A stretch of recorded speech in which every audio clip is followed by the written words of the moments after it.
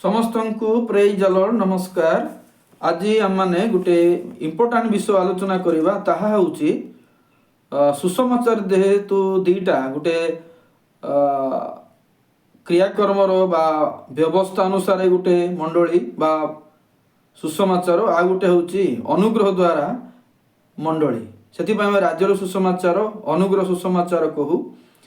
तो अनुग्रह सुसमाचार आउ राज्यर सुसमाचार मध्य कौन कौन भिन्नता अच्छे टिके आम आलोचना करवा। राज्यर सुसमाचार को शासन करवा बा पवित्रीकरण करवा एवं अनुग्रह मंडली को शासन करवा एवं पवित्रीकरण करवाटा परस्पर भिन्न। तेणु आपण मैंने दयाकोरी शेष पर्यंत शुणु जे दीटा मंडली को प्रभु केमती शासन करती बा केमती पवित्रीकरण करती।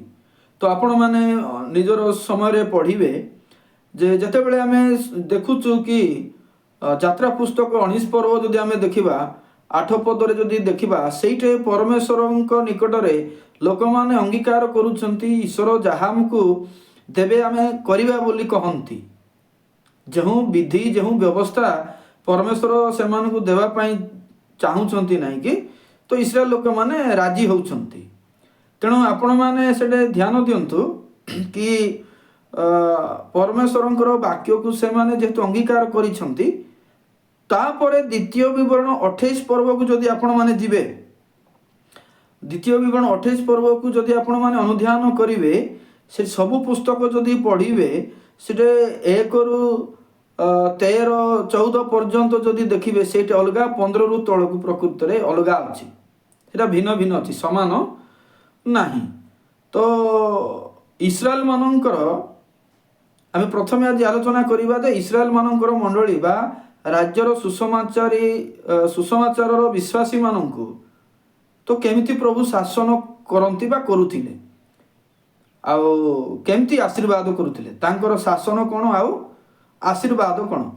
तो आपण माने देखंतु सेटे दुई भाग जेहेतु अछि इस्राएल लोक माने जदि ईश्वरंकर आज्ञा को मानिबे आ ईश्वर आज्ञा अनुसार जदि चलिबे से मानकर से दी प्रकार अछि बाध्यतार फल आउ अबाध्यतार अभिशाप। बाध्यतार फल कौन जानिछंती सेटा दृश्य भाव रे आउ सेटा शारीरिक रे हबो सेटा शारीरिक रे हेबो गोटे लोक हिसाब रे हेबो गोटे जाति हिसाब रे हेबो। जदि से माने ईश्वरंकर आज्ञा मानिबे तेबे से माने शारीरिक भाव रे तांकर कार्य क्षेत्र रे पिला छुआ क्षेत्र रे कर्म क्षेत्र रे आशीर्वाद प्राप्त हेबे। एटा होची बाध्यर फल बाध्यतार फल।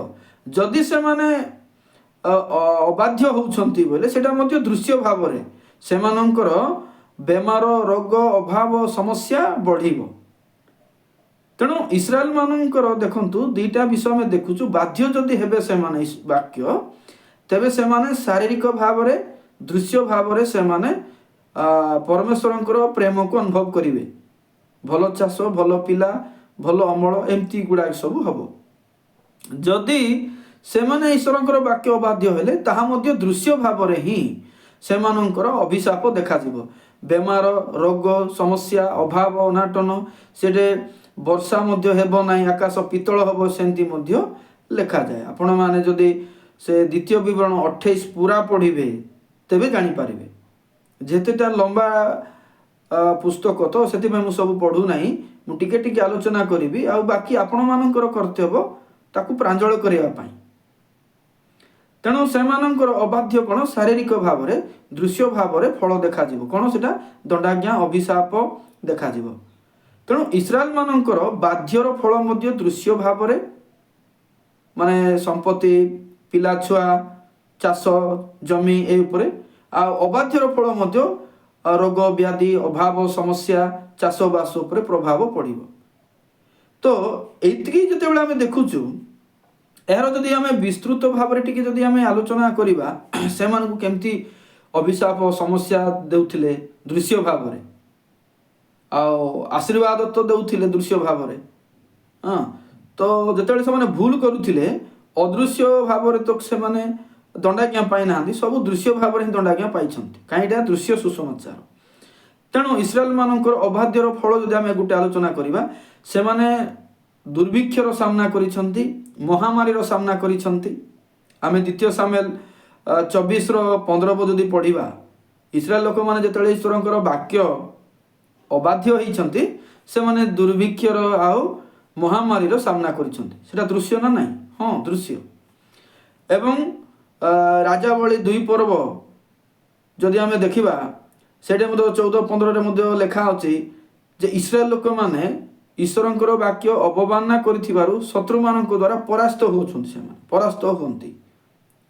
ସାମସନର କାହାଣୀ ଯଦି ଆମେ ଦେଖୁଛୁ, ସେ ଈଶ୍ୱରଙ୍କର ବାକ୍ୟ ଅବାଧ୍ୟ ହେବା ଦ୍ୱାରା ବିଜାତିମାନଙ୍କ ଠାରୁ ପରାସ୍ତ ହେଉଛନ୍ତି। ତେଣୁ ଅବାଧ୍ୟର ଫଳ ସେମାନଙ୍କୁ ଦେଖାଯାବ, ବାଧ୍ୟର ଫଳ ମଧ୍ୟ ଦେଖାଯାଉଥିଲା, ଯେମିତିକି, ହଁ କି ନାହିଁ? ଆଉ 3 ନମ୍ବର ଯଦି ଦେଖିବା, ଯେଉଁଟାକି ଶତ୍ରୁମାନଙ୍କ ଦ୍ୱାରା ପରାସ୍ତ ହେବାଟା, ଯେଉଁ ମୁଁ ରାଜାବଳୀ ବୋଲି କହିଲି, କ୍ଷମା କରିବେ, ସେଟା ରାଜାବଳୀ ନୁହେଁ, ସେଟା ହେଉଛି ବିଚାରକ 2 ପର୍ବ 14 ଏବଂ 15। ଏବେ ଆମେ ଦେଖିବା, ସେଟା ହେଉଛି ଦ୍ୱିତୀୟ ରାଜାବଳୀ 17-25। ସେଇଟା କ'ଣ, ଯେତେବେଳେ ଇସ୍ରାଏଲ ଲୋକମାନେ ଈଶ୍ୱରଙ୍କର ବାକ୍ୟକୁ ଅବମାନନା କରୁଥିଲେ, ସେମାନଙ୍କର ଶାସନ କରିବା ଆଉ ଗୋଟେ ପ୍ରକ୍ରିୟା କ'ଣ, ସେମାନଙ୍କୁ ପ୍ରଭୁ କ'ଣ କରୁଥିଲେ, ବନ୍ଦୀ କରୁଥିଲେ ଆଉ ନିର୍ବାସନ କରୁଥିଲେ। ଅର୍ଥ ବନ୍ଦୀ କରିକି ଅଲଗା ଜାଗାକୁ ନେଉଥିଲେ। ଏଇଟା ମଧ୍ୟ ଦୃଶ୍ୟ ଭାବରେ, ଆତ୍ମିକ କି ଅଦେଖା ରୂପରେ ନୁହେଁ। ତ ଆଉ ଗୋଟେ ଯଦି ଆମେ ଦେଖିବା, ଯେଉଁଟାକି ବିଳାପ 2:17ରେ ମଧ୍ୟ ଲେଖା ଅଛି, ଆଉ ଗୋଟେ ଅବାଧ୍ୟର ଫଳ ସେମାନଙ୍କୁ ଭୋଗିବାକୁ ପଡ଼ୁଥିଲା ଦୃଶ୍ୟ ଭାବରେ, ତାହା ହେଉଛି ଜାତୀୟତା ଭାବରେ ବିନାଶ। ମାନେ ବ୍ୟକ୍ତିଗତ ବିନାଶ ନାହିଁ, ଏଇଟା ଜାତୀୟତା ଭାବରେ ବିନାଶ, ଦଳଗତ ଭାବରେ ବିନାଶ। ଆମେ ଆମୋସ ପୁସ୍ତକ 4 ପର୍ବ 6-11 ମଧ୍ୟ ପଢ଼ିପାରିବା। ତ ମୁଁ କ'ଣ କହିବାକୁ ଚାହୁଁଛି, ଇସ୍ରାଏଲ ଲୋକମାନଙ୍କର ବାଧ୍ୟ, ଯଦି ସେମାନେ ଈଶ୍ୱରଙ୍କର ବାକ୍ୟର ବାଧ୍ୟ ହେଉଥିଲେ, ସେମାନେ ଦୃଶ୍ୟ ଭାବରେ ଆଶୀର୍ବାଦ ପାଉଥିଲେ। ସେମାନଙ୍କର ମଇଦା ଦଳିବା ପାତ୍ର ଆଶୀର୍ବାଦ ହେବ, ସନ୍ତାନମାନେ ଚାରା ପରି ହେବେ। ଏଇଟା ହେଉଛି କ'ଣ, ଦୃଶ୍ୟ ଭାବରେ ଆଶୀର୍ବାଦ ହେବାଟା, ଏଇଟା ଅଦୃଶ୍ୟ ନାହିଁ।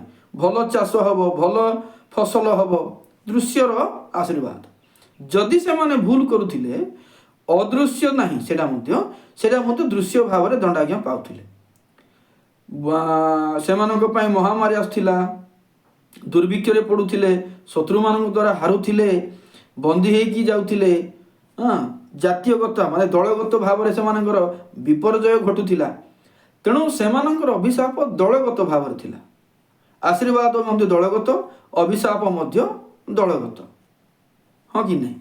କିନ୍ତୁ ଅନୁଗ୍ରହ ବିଷୟକୁ ଦେଖିଲେ ସେଟା ଭିନ୍ନ।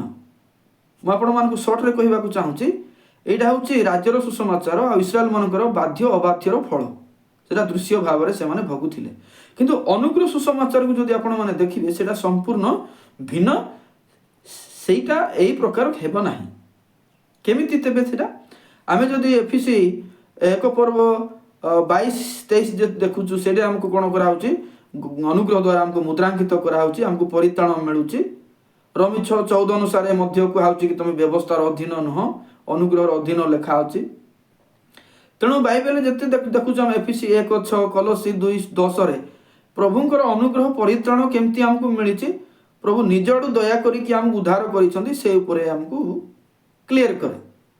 ମାନେ ଆମର ସେଠି କିଛି ନିଜର କର୍ମ ନାହିଁ, ଆମେ ନିଜର କର୍ମ ଦ୍ୱାରା ଗ୍ରହଣ ନୁହଁ କି ଅଗ୍ରହଣୀୟ ନୁହେଁ। କିନ୍ତୁ ସେଥିପାଇଁ ଅନୁଗ୍ରହ ମଣ୍ଡଳୀକୁ ଶାସନ କରିବାଟା ଭିନ୍ନ, ଦଣ୍ଡ ଦେବାଟା ଭିନ୍ନ। ତେଣୁ ଅନୁଗ୍ରହ ସମୟରେ ଯଦି ଆମେ ଦେଖୁଛୁ, ପରମେଶ୍ୱର ଆମମାନଙ୍କର କୌଣସି ଦୁର୍ବଳତା ଭୁଲ ପାଇଁ ଆମକୁ ଦଣ୍ଡିତ କରନ୍ତି ନାହିଁ। ତାର ମୁଖ୍ୟ କାରଣ ହେଉଛି, ଯେହେତୁ ସେ ଆମର ଭୁଲ ପାଇଁ ସେ ଯେହେତୁ କ୍ରୁଶରେ ଦଣ୍ଡିତ ହେଇଛନ୍ତି, ତେଣୁ ଆମକୁ ସେମିତି ସେ ଶାସନ କରନ୍ତି ନାହିଁ। 2 କୋରିନ୍ଥୀ ଯେଉଁଟା ଆମେ 5:21ରେ ମଧ୍ୟ ଦେଖିଛୁ। ଆଉ ଦଳେ ଲୋକ କ'ଣ ହୁଅନ୍ତି, କନଫ୍ୟୁଜରେ ପଡ଼ନ୍ତି, ଯେଉଁଟାକି ଏଭ୍ରି 12 ପର୍ବ ଆମର 5-11 ମଧ୍ୟରେ ଯେଉଁଟା ଲେଖା ହେଇଛି, ସମସ୍ୟା ବିଷୟରେ, ଯନ୍ତ୍ରଣା ବିଷୟରେ। ଏଭ୍ରି 10:30ରେ ମଧ୍ୟ ଲେଖା ହେଇଛି, 12:25-29ରେ ମଧ୍ୟ ଲେଖା ଅଛି। ଏଇ ଯେଉଁ ଦଣ୍ଡ ଦେବାଟା, ତାଡ଼ନା ଦେବାଟା, ଶାସ୍ତି ଦେବାଟା, ଏଇଟା ଅନେକ ଲୋକମାନେ ଆମକୁ ବୋଲି ବୁଝନ୍ତି। କିନ୍ତୁ ଆମେ ସମସ୍ତେ ମନେ ରଖିବା ଉଚିତ, एव्री पुस्तक मध्य अनुग्रह सुसमाचार आसुना एवं एटा सजाती मानक उपरे आसे राज्यर सुसमाचार उपरे एटा लिखा अछि जदि आपण माने भलरे पढ़िबे सेटे जाजक मानकर बळी हेबा विषय दर्शा जाइछि एव्री पुस्तक पूरा जदि पढ़िबे तो विजाति माने तो ये ज्ञान किछि जानि नथिले ना से माने तेणु एटा होछि भिन्न तेणु से एव्री पर्वर घटना मो पाई नाई बोली मु कहबाकू चाहूछि जदि आमे वाक्य को देखुछु नै कि हमर अनुग्रह सुसमाचार जदि देखुछु वाक्य को आमे केमती पढ़िबा द्वितीय तिमोथी 3:15-16 जदि आपण माने पढ़िबे सेइटे लेखा अछि मु टिके पढ़िबी बेसी सहज हो सेइटे जेतु लेखा अछि समस्त शास्त्र ईश्वर निष्पसित सब शास्त्र ईश्वर निष्पसित एवं समस्त शास्त्र ईश्वर निष्पसित एवं शिक्षा अनुयोग संशोधन और धार्मिकता संबंधी शासन निमंते उपकारी जेपरी ईश्वर लोक सिद्ध हो समस्त उत्तम कार्य निमंते सुयोजित हुए एइटे टिके देखंतु एटा हमको भिन्न भाव में परिचालना करे अनुग्रह सुसमाचार रे जणे लोक जतले भूल करूची जणे लोक जतले रंग रास्ता रे जाउची भूल रास्ता रे जाउची तेबे से लोक को वाक्य दिया जाए वाक्य द्वारा कौन भूल करूचु कौन ठीक करूचु कहा जाए एमती दृश्य भाव में दंड दिया जाए नहीं दृश्य भाव में माने महामारी आसे नहीं दृश्य द्वारा से माने को राजा द्वारा परास्त हेबा आवश्यक नहीं बा दृश्य भाव में से माने कौनसी दुर्भिक्षर सामना करियार आवश्यक नहीं जदि अनुग्रह लोक बा अनुग्रह सुसमाचार जे पाइछि से जदि भूल भाल रे कौनसी कार्य करूची तेबे हमको कौन करिया पड़ुची ईश्वरंकर वाक्य हमको कौन करूचे अनुयोग करूची एक होउची शिक्षा तापरे अनुयोग संशोधन और धार्मिकता संबंधी शिक्षा अनुयोग संशोधन और धार्मिक चारटा पॉइंट एटे अच्छी हाँ चारटा पॉइंट द्वारा हमको लिखाई चारटा पॉइंट द्वारा हमें सुधरीबार आवश्यक अनुग्रह समय शिक्षा अर्थ अनुग्रह सुसमाचार लोक मानू शिक्षा दे ठीक करा जाए से माने शिक्षा द्वारा जानिबार अछि कोटे हमर भूल होउची आमे केमती बंचिबा दरकार केमती बंचुचु बोले से माने शिक्षा द्वारा जानि पारिबे आ शिक्षा कहूची कि ठीक कोन भूल कोन ताहा द्वारा से बंचिबार आवश्यकता होची अनुग्रह सुसमाचार रे जने भूल लोक जतले भूल भाल रे जाउची से शिक्षा द्वारा निजको परिवर्तन करिवो शिक्षा पाई पाई पाई से चेंज होई जीवो ताको इस्राएल मान को जेंती दंड दिया जाउथिला दृश्य भाव रे सेमती नहे ए माने अनुग्रह लोक माने अर्थात आमे शिक्षा पाई पाई पाई आमे धीरे धीरे सिद्ध होबार आवश्यकता अछि तनो शिक्षा हमको कोन करे जे कोन ठीक ताहा जणाई तापरे हमें देखुछु जोटा कि संशोधन संशोधन माने कोन आमे जतले वाक्य को शिक्षा करिबा से संशोधनता हमको बनाए जे तुम्हें कूटे अच्छो कूटे रहिबा दरकार एटा होची संशोधन तुम्हें कुठारे रहिबा दरकार सेही जगह रे तुम्हें नाहो बोले हमको कहूची सेटा होची संशोधन देखंतु जणे अनुग्रह समय जेतले कोनोसी कारण बसत भूल भाल करूची ताकू परमेश्वर कोन करिया को चाहंती संशोधन करिकि तुम एटे न सेटे रहिबा पई कहंती संशोधन एवं आउटा में देखुछु जोटा कि हमें आ गोटे देखुछु अनुयोग मध्य अछि अनुयोग अनुयोग मध्य कहूची कि तुमे क्वाड जाउछु तुमे जुआडे रहिबा दरकार तुमे सेटे नाही अनुयोग अर्थ कोन जणे मनुष्य बंचुची ताकू गाली करबाटा ओ तो बाड़ेबाटा से प्रकार हम बुझी पारबा किंतु अनुयोग हमको कोन कोली कहूची माने तुमे अलगा ट्रैक को जाओ नहीं ट्रैक टा चेंज करिया पई कुहा जाय अनुयोग अर्थ माने ठीक जगह को आसवा में कहा जाए ता माने कोन से ना मते शिक्षा रे से पाइबो तेणु अनुयोग बा गाली गोलज द्वारा ठीक करिवार नियम अनुग्रह समय दंड विधान नाही से माने को विपद को पकेबाटा नाही बोली परमेश्वर कहंती तेणु अनुग्रह सुसमाचार रे एटा प्रकृत रे घटे आ गोटे देखुछु हम एगुडा कि शासन धार्मिकता संबंधी शासन निमंते उपकारी शासन निमंते उपकारी शासन हमको कौन बोली कहूँ जानिच एटा हमको शिक्षा दउची केमती बंचिबा उचित शासन कौन बोली हमको कहूँ आमे केमती बंचिबा उचित सेटा हमको शिक्षा दिए तो मु आपण मानक आउ थरे ମନେ ପକାଇ ଦିଏ ଯେ ଆମକୁ ଯେଉଁଟା ଶିକ୍ଷା ଆମେ ଶିକ୍ଷା ଶୁଣିବା ଦ୍ୱାରା ଜାଣିପାରିବା ମୁଁ କେଉଁଠି ଅଛି, ସେ ଶିକ୍ଷା ଦ୍ୱାରା ବଦଳାଇବା ପାଇଁ ପଡ଼େ। ଆଉ ଗୋଟେ ରହୁଛି ଆମର ଅନୁଯୋଗ। ଅନୁଯୋଗ କ'ଣ, ତୁମେ କୁଆଡ଼େ ଯାଉଛ, କ'ଣ କରୁଛ, ଖାଲି ଶିକ୍ଷା ନୁହେଁ ତ ସେଇଟା ଗାଳି ଗୁଲଜ ଅଛି, ଯେଉଁଟାକି ଅନୁଯୋଗ ବୋଲି କହୁଛୁ, ସେ ଦ୍ୱାରା ଠିକ୍ କରାଯାଏ। ଆଉ ଗୋଟେ ଆମେ ଯେଉଁଟା ଦେଖୁଛୁ କି ସଂଶୋଧନ। ସଂଶୋଧନ ମାନେ କ'ଣ, ତୁମେ ଏମିତି ହେବା କଥା ନୁହେଁ, ଏମିତି ବୋଲି ତାକୁ ସେଇ ଜାଗାରେ ଛିଡ଼ା କରବାଟା ହେଉଛି ସଂଶୋଧନ, ସେଟା ମଧ୍ୟ ବାକ୍ୟ ଦ୍ୱାରା। ଆଉ ଧାର୍ମିକତା ନିମନ୍ତେ ସମ୍ବନ୍ଧୀୟ ଶାସନ, ଆଉ ଗୋଟେ ହେଉଛି ଶାସନ। ଜଣେ ଲୋକ ଶାସନ ହେବ, କାଢ଼ିକି ଫିଙ୍ଗା ଯିବ ନାହିଁ, ତାକୁ ଶାସନ କରାଯିବ। ଶାସନରେ ସେ ଅଂଶୀ ହେବାର ଅଛି, ଶାସନରେ ସେ ହଁ କରିବାର ଅଛି, ମାନିବାର ଅଛି। ତେଣୁ ଅନୁଗ୍ରହ ସୁସମାଚାର ଆପଣମାନେ ଦେଖନ୍ତୁ, ଅନୁଗ୍ରହର ବିଶ୍ୱାସୀମାନେ ଅବାଧ୍ୟ ହେଲେ, ଭୁଲ ଭାଲ ହେଲେ, ସେମାନେ ସିଧା ଦୁର୍ଭିକ୍ଷ ମହାମାରୀରେ ପଡ଼ନ୍ତି ନାହିଁ, କୌଣସି ରାଜା ପାଖରେ ହାରନ୍ତି ନାହିଁ, ଆଉ ବନ୍ଦୀ ହେଇକି କୁଆଡ଼େ ଯାଆନ୍ତି ନାହିଁ। ଏମାନଙ୍କୁ ଶିକ୍ଷା ଦ୍ୱାରା ସଂଶୋଧନ, ଶାସନ, ଅନୁଯୋଗ କରିକି ଠିକ୍ କରାଯାଏ। ତେଣୁ ଅନୁଗ୍ରହ ସୁସମାଚାର ମଣ୍ଡଳୀକୁ ଶାସନ କରିବାଟା ବା ତାକୁ ଠିକ୍ କରିବାଟା, ପବିତ୍ରୀକରଣ କରିବାଟା ହେଉଛି ଭିନ୍ନ। ଆଉ ରାଜ୍ୟର ସୁସମାଚାରର ଲୋକମାନଙ୍କୁ ପବିତ୍ରୀକରଣ କରିବାଟା ପ୍ରକୃତରେ ଭିନ୍ନ। ତେଣୁ ଆଜି ଆମେ ଚିନ୍ତା କରିବାର ଅଛି ଯେ ଯଦି କୌଣସି ଲୋକ ଭୁଲ ଭାଲ କରୁଛି, ପ୍ରଭୁ ତ ଆମକୁ ଦଣ୍ଡ ଦେଉନାହାନ୍ତି, ଆମକୁ ରଖିଛନ୍ତି, ଆମକୁ ସମସ୍ୟାରେ ପକାଉନାହାନ୍ତି। ଏଇ ସମସ୍ୟା, ଅନ୍ୟାନ୍ୟ ରୋଗ ବେମାର ଆସିବାଟା ତ ଏଇଟା ପ୍ରଭୁ ଆମକୁ ଛାଡ଼ିକି ପକାଉଛନ୍ତି ନାହିଁ। ଆମର ଦ୍ୱାରା ପ୍ରକୃତରେ ଖାଇବା ପିଇବା ଦ୍ୱାରା ମଧ୍ୟ ଅନେକ ବିଷ ବେଳେବେଳେ ଘଟେ। କିନ୍ତୁ ପ୍ରଭୁଙ୍କ ଆଡ଼ୁ ଇସ୍ରାଏଲମାନଙ୍କ ପାଇଁ ଯେଉଁ ସମସ୍ୟା ହେଉଥିଲା, ଇସ୍ରାଏଲମାନଙ୍କ ପାଇଁ ଯେଉଁ ପ୍ରକାର ଥିଲା, ସେଇଟା ଅନୁଗ୍ରହ ସୁସମାଚାରରେ ନାହିଁ। ତେଣୁ ମୁଁ ଆଶା କରୁଛି ଆଜିର ଆଲୋଚନା ଆପଣମାନେ ବୁଝିଥିବେ ଯେ ଆଲୋଚନା ଥିଲା କ'ଣ, ଯେ ରାଜ୍ୟର ସୁସମାଚାରକୁ ପରମେଶ୍ୱରଙ୍କର ଶାସନ, ପବିତ୍ରୀକରଣ ଭିନ୍ନ। କେମିତି ସେଟା ଥିଲା? ଦୃଶ୍ୟ ଭାବରେ, ଯଦି ସେମାନେ ବାଧ୍ୟ ହେଉଥିଲେ, ଦୃଶ୍ୟ ଭାବରେ, ଶାରୀରିକ ଭାବରେ ଫଳ, ଚାଷ ସବୁ ବିଷୟ ସେମାନେ ଆଦାୟ କରୁଥିଲେ। ଆଉ ଦୃଶ୍ୟ ଭାବରେ ହିଁ ସେମାନେ ଯଦି ଅବାଧ୍ୟ ହେଉଥିଲେ, ଦୃଶ୍ୟ ଭାବରେ ହିଁ ଦଣ୍ଡ ପାଉଥିଲେ, ଆଉ ମହାମାରୀରେ ପଡ଼ୁଥିଲେ, ଦୁର୍ଭିକ୍ଷରେ ପଡ଼ୁଥିଲେ, ଅନେକ ରାଜାମାନଙ୍କ ଦ୍ୱାରା ପରାସ୍ତ ହେଉଥିଲେ। କିନ୍ତୁ ଅନୁଗ୍ରହ ସୁସମାଚାରର ପବିତ୍ରୀକରଣ ଶାସନ ଅଲଗା। କେମିତି? ତାହା ବାକ୍ୟ ଦ୍ୱାରା, ବାକ୍ୟ ଦ୍ୱାରା ତାକୁ ଶାସନ କରାଯିବ, ଶିକ୍ଷା ଦିଆଯିବ, ଏ ପ୍ରକାର ହେବା ଭଲ ନାହିଁ, ଏ ପ୍ରକାର ବଞ୍ଚିବାଟା ଠିକ୍ ନାହିଁ ବୋଲିକି ଶାସନ କରିକି, ଅନୁଯୋଗ କରିକି ସେମାନଙ୍କୁ ଠିକ୍ କରାଯାଏ।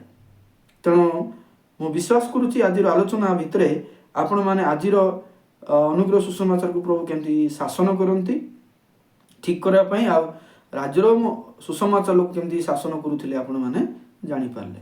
ଯଦି ଆପଣମାନଙ୍କୁ ଶୁଣିବାରେ ଟିକେ ଠିକ୍ ଲାଗିଛି, ବୁଝିଛନ୍ତି, ତେବେ ଲାଇକ୍ କରନ୍ତୁ, ଆଉ କିଛି ଲେଖନ୍ତୁ ଆଜ୍ଞା ମାନେ। ଯଦି କିଛି କନଫ୍ୟୁଜରେ ପଡ଼ିଲେ ତେବେ ଲେଖନ୍ତୁ, ସେଇଟା ମଧ୍ୟ କଥାବାର୍ତ୍ତା ହେବା। ଆଉ ଆଗକୁ କେମିତି ବାକ୍ୟ ଆମେ ଶିଖିବା। ଯଦି ନୂଆରେ ଶୁଣୁଥିଲେ ସବସ୍କ୍ରାଇବ୍ କରିକି ବେଲ୍ ଆଇକନ୍ ଦବାନ୍ତୁ, ଯେମିତିକି ଅନେକ ଭିଡ଼ିଓ ଆପଣଙ୍କ ନିକଟକୁ ପହଞ୍ଚି ପାରିବ। ଆଜି ପାଇଁ ଏତିକି କହୁଛି। ପ୍ରେଜ୍ ଦ ଲର୍ଡ। ନମସ୍କାର।